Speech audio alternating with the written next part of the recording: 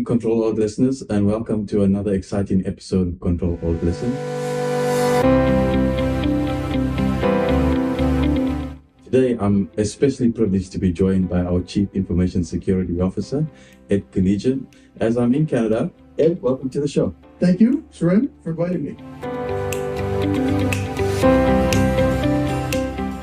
And so most of our audience don't really know you are an elusive character in our organization. So would you mind introducing yourself and telling us a little bit about what it means to be a Chief Information Security Officer at OpenText?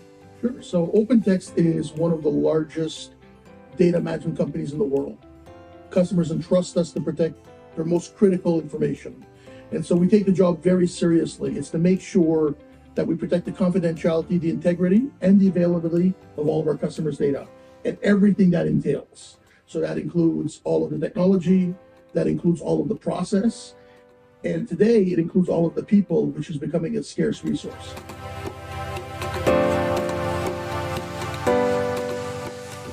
So in today's world, I mean, throughout SKO, we heard about, every person should be security focused in everything that we do.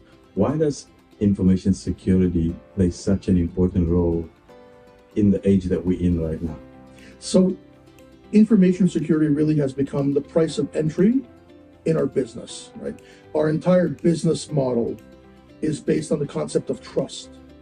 And so information security allows customers to have that trust, to know that when they give you something, it's going to be protected, it's not going to leak, and that it's going to be available in the same form that they entrusted data to you. And so information security today is what allows us to gain that trust with our customers and sell every other cool feature, tool, technology, and service that we have to offer. So really, that's what is the enabler for sales with customers.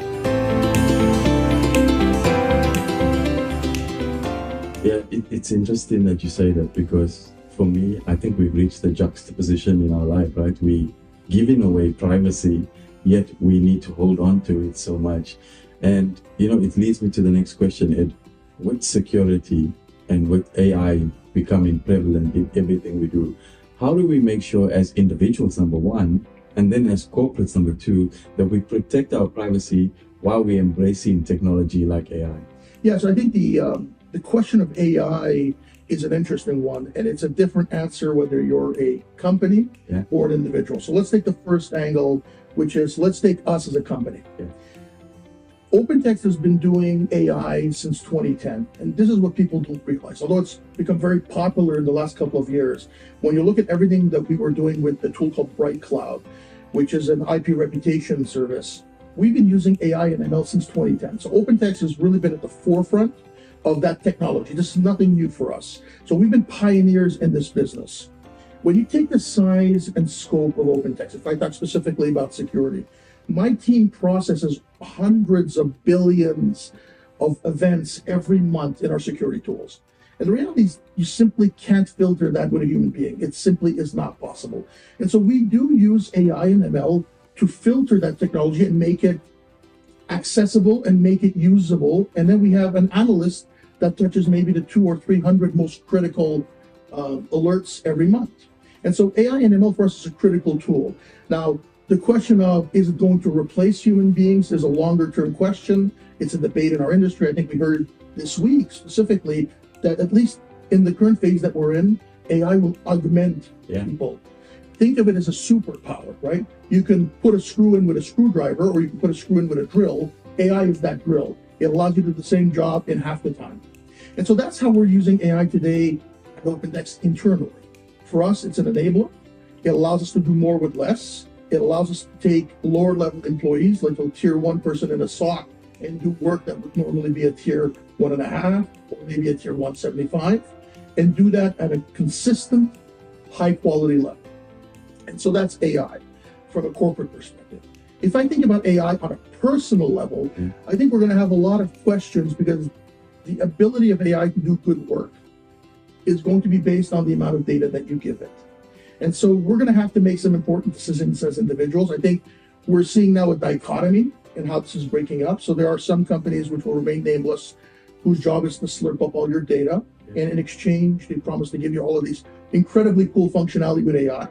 But what we're starting to see with Apple as an example, with what they call Apple Intelligence, they're adopting a very different AI model where they're going to try to disintermediate. And I think that's exactly what you're seeing. In the security space, we tokenize private information, right? As an example, PII. We work really hard to protect PII. We work really hard to protect credit card data. We don't transmit that in all our systems. So before it's processed, we tokenize the data so it doesn't get flow through our systems. Well, you're going to start seeing the same thing in AI. And I think that's what you're seeing Apple taking a first step, which is how do we give you useful AI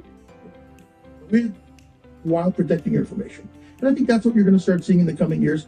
People will have a decision to make. Yeah. Do I pay for AI and get private AI? Or do I give them my data and pay for the AI service through my own information? So I think the same decisions we made with the web, yes, and all of these cookies and everything else we've given up, we're going to be asked to make that again for AI. Thanks, Ed. I mean, that's so interesting. And I think the important part that I took out of what you said is that AI is here to augment our ability rather than replace it. And it's fit for purpose when used correctly. Correct.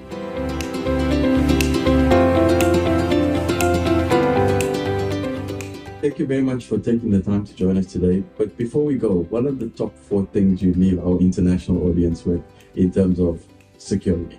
Sure. So, we talk a lot about security with our customers and our board and our stakeholders. And it's very easy to get caught up in the newest, most beautiful, shiny security thing that's out there. But if you look at the real data, so there is something called the Verizon Data Breach Report, the DBER report, that's published every year. It's considered really to be the gold standard of security information because there's over 30 companies that contribute to it. All of the data is vetted. If you go back and you look at that report for the last 10 years, what you're going to realize is the fundamentals of security haven't changed.